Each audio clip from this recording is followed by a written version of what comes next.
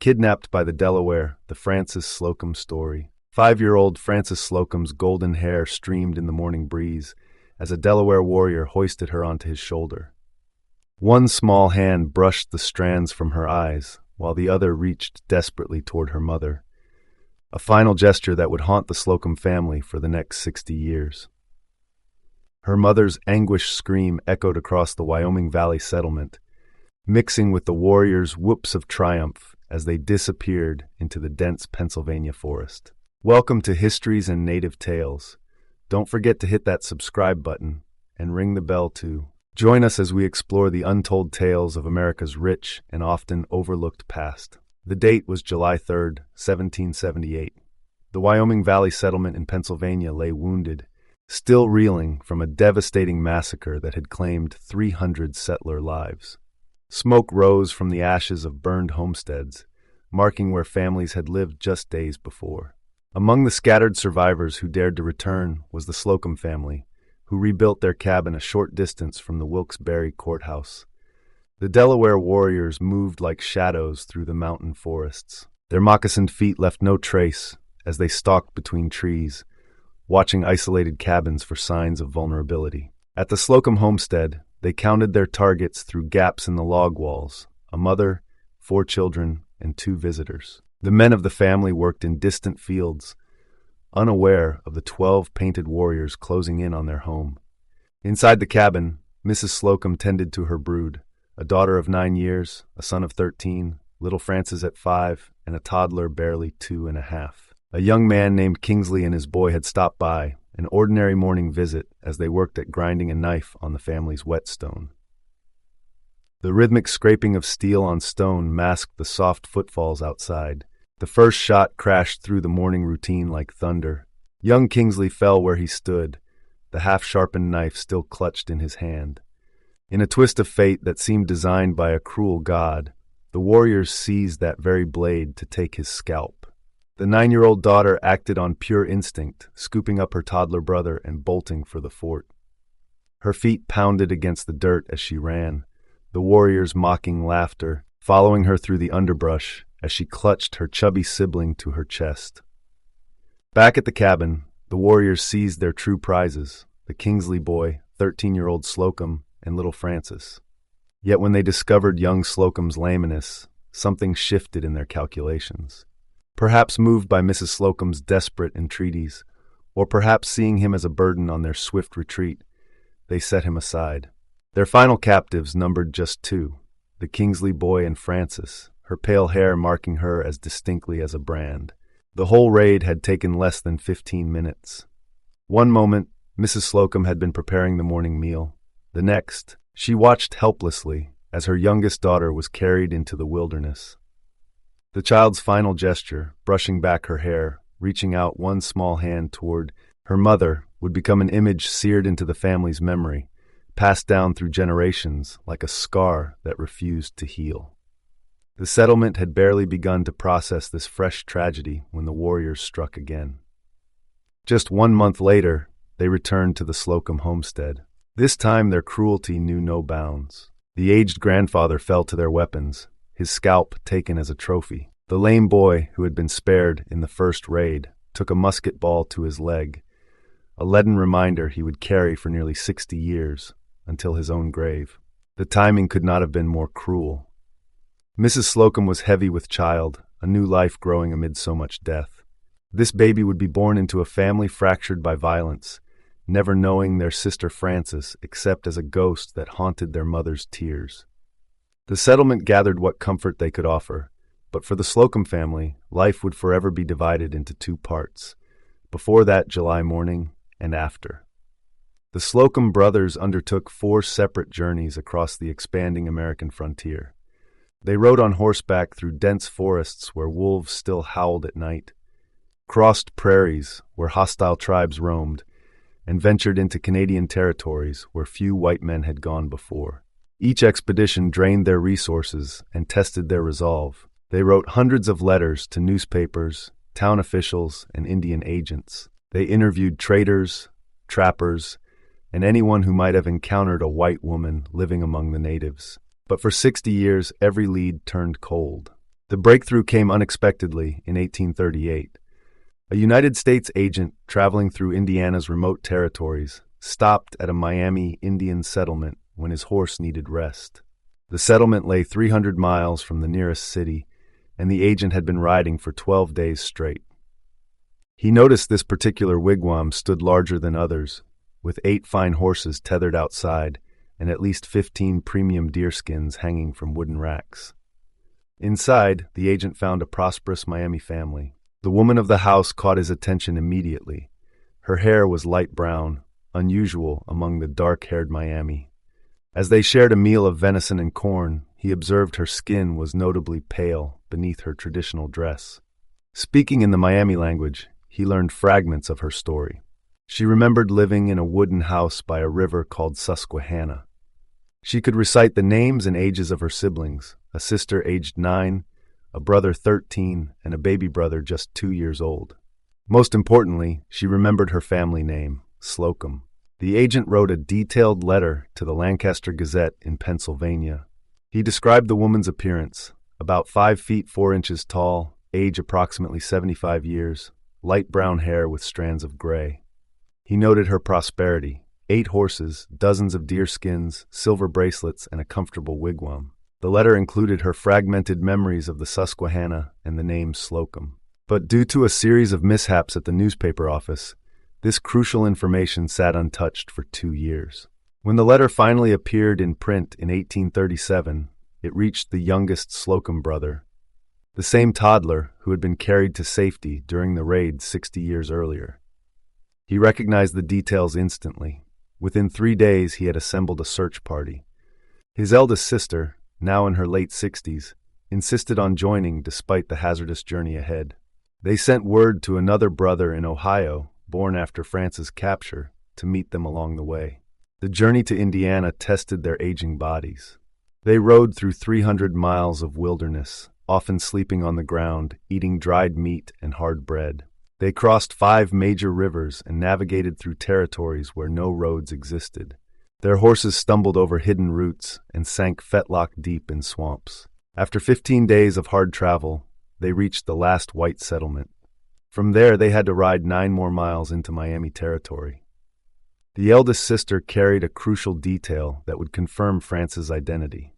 When Frances was 4 years old, her brother had accidentally hammered off her first fingernail in the family's blacksmith shop. This missing nail became their surest means of recognition. They found the wigwam exactly where the agent had described, a substantial structure with horses and furs displaying the family's wealth. Inside sat a woman of 75 years. Her light hair had grayed, but still stood out among the Miami. She wore a traditional dress adorned with silver brooches, her face painted in Miami style. Through an interpreter, they began their questioning. She remembered living by the Susquehanna River. She recalled having 4 siblings. When asked about her fingernail, she responded immediately, "My older brother struck it off with his hammer when I was a small child in the shop." The siblings wept at this confirmation, but Frances, now known as Macanakwa, remained unmoved. They spoke her Christian name, but she showed no recognition until they repeated it several times. Then a faint smile crossed her face, as if remembering a dream from long ago. It was the first time in 60 years she had heard that name. The reunion revealed how completely Frances had transformed. She could not speak a single word of English. She did not know her age or understand the concept of counting years. When asked about Sundays, she showed no comprehension of weekly cycles, a fact that particularly distressed her Puritan-raised siblings. Her life story emerged through the interpreter. The Delaware had raised her until adulthood. She first married a Delaware man who either died or abandoned her, then wedded a Miami chief. She had borne 2 daughters, both now married with their own families. The contrast between siblings could not have been starker. The brothers paced the wigwam floor, overcome with emotion after their 60-year search. The eldest sister wept openly, touching Frances' hands and face. But Frances sat still and silent, observing their emotional display with the detached interest of a stranger. The family bonds that had driven her siblings across countless miles meant nothing to her now. Her adaptation to Miami life was complete. She owned more than 20 horses and had a reputation as a skilled rider. When she agreed to visit her newfound relatives, she demonstrated this skill. She bridled her horse with practiced ease, mounted it astride in Miami fashion, and rode through dense forest without hesitation. At night, she simply wrapped herself in a blanket and slept on the floor, declining the offered bed. Her 2 daughters lived nearby in traditional Miami dwellings. Like their mother, they dressed in deerskin clothes and wore cowskin headdresses. Neither they nor their husbands spoke English. They maintained the Miami ways, hunting, trading furs, raising horses. Frances had not only joined the Miami people, she had created a new branch of the tribe through her daughters. The siblings had to accept that while they had found Frances' body, her American identity had vanished completely. The 5-year-old girl who had reached out for her mother that tragic morning no longer existed. In her place lived Macanakwa, a Miami woman who viewed her blood relatives as curious strangers from an alien world. The Slocum siblings made their final attempt to bridge the 60-year divide. They described their prosperous life back in Pennsylvania, a fine house waiting on the banks of the Susquehanna, servants to tend her needs, fine clothes to replace her deerskin dress. They offered to bring her daughters too, promising to build them proper homes and provide for their families. The wealth of 3 successful siblings would ensure their comfort. But Frances Macanakwa refused with quiet firmness. Her words, translated through the interpreter, revealed how completely the Miami had become her people. The Indians have been kind to me. They took me in when I was a child, taught me their ways, gave me a home. She spoke of her late husband, the Miami chief Shepinkana, and a deathbed promise she would not break. She had sworn to remain with his people until her own death. The story of her marriage to Shepinkana emerged through the interpreter's careful translation. Years earlier, Macanakwa had found the young warrior badly wounded by the roadside. She and her foster parents took him to their lodge, where she nursed him back to health over many months. Shepinkana proved himself a skilled hunter, providing meat for the family even during his recovery. When he regained his strength and spoke of leaving, her foster parents convinced him to stay. They gave their fair-skinned daughter to him in marriage, a union that would bind him to their family permanently. The youngest Slocum brother, now a man of 62, could not accept this final separation. That autumn, he undertook a 5th journey to Indiana, carrying presents for his tawny sister: blankets, cooking pots, silver jewelry. He spoke of petitioning Congress to protect her land rights. His fear was well-founded. Other Miami tribes had already been forced westward, their territories seized by white settlers. He insisted that if such displacement came to Macanakwa's people, a tract of land must be reserved for her and her descendants. The bond between brother and sister defied conventional understanding.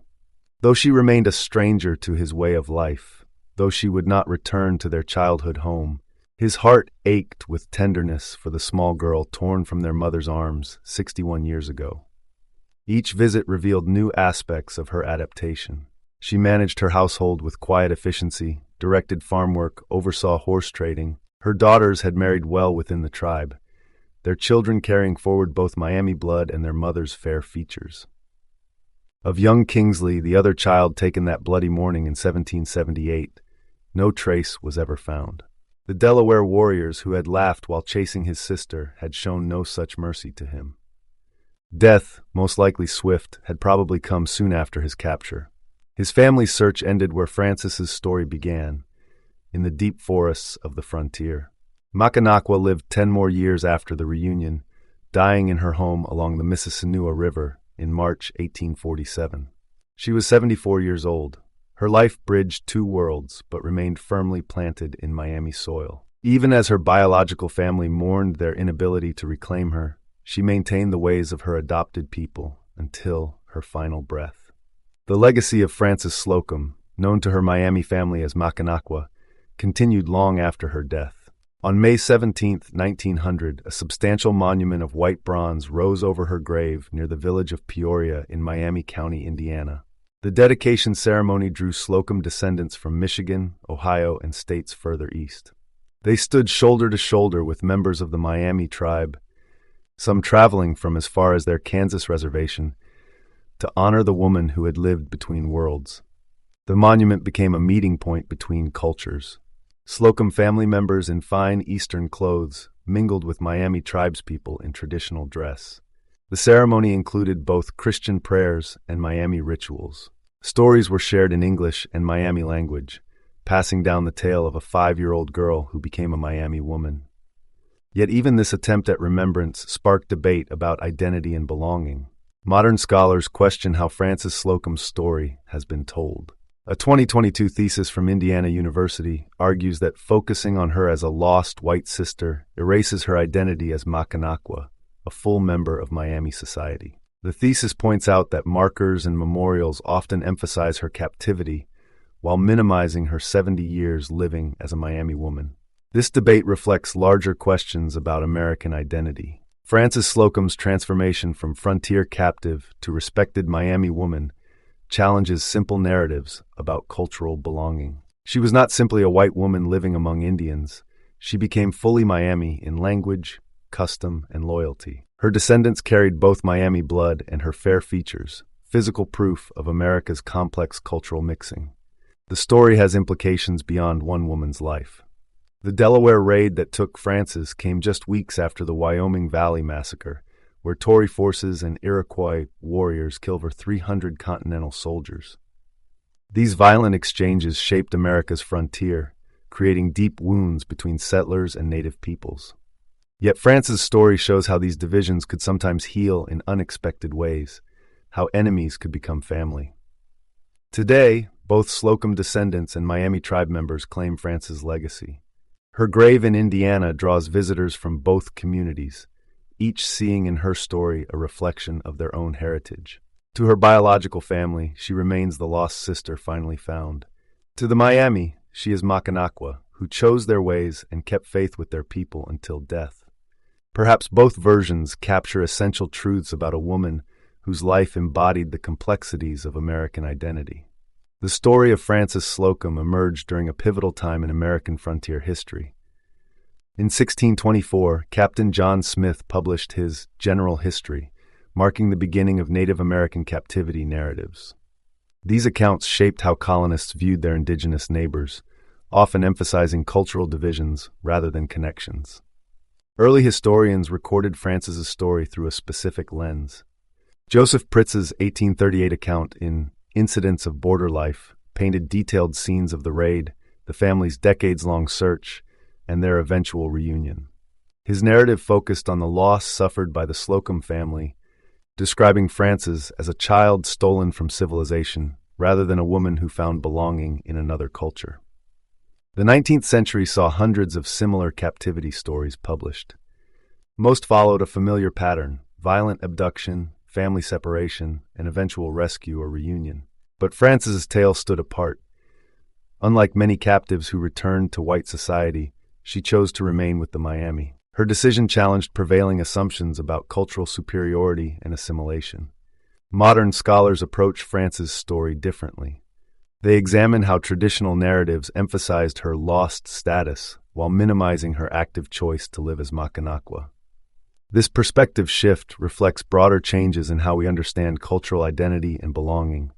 Recent studies note that many historical markers and monuments present Frances primarily as a white captive, despite spending 70 years, nearly her entire life, as a Miami woman.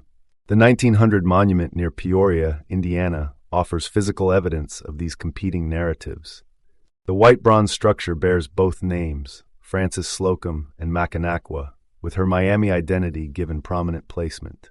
Yet, contemporary newspaper accounts of the dedication ceremony often foregrounded the lost sister angle, treating her Miami life as secondary.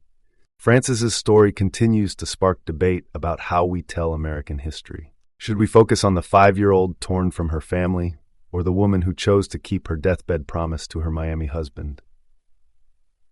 Was she a victim of frontier violence, or did she find genuine belonging in a different culture? The answers depend largely on who tells the story and why. Her life illuminates the complex reality of cultural contact in early America. While most histories emphasize conflict between settlers and indigenous peoples, Frances' experience reveals another possibility, one where rigid boundaries of identity could blur and transform. The little girl who reached out for her mother that July morning in 1778 became a woman who bridged two worlds, though she chose to plant her feet firmly in one. Her story reminds us that history rarely fits into neat categories of lost and found, captive and free, or civilization and wilderness. Join us at Histories and Native Tales, where we uncover America's forgotten narratives. These stories shaped our past and challenge how we see ourselves today. Hit subscribe to explore more hidden chapters of history with us.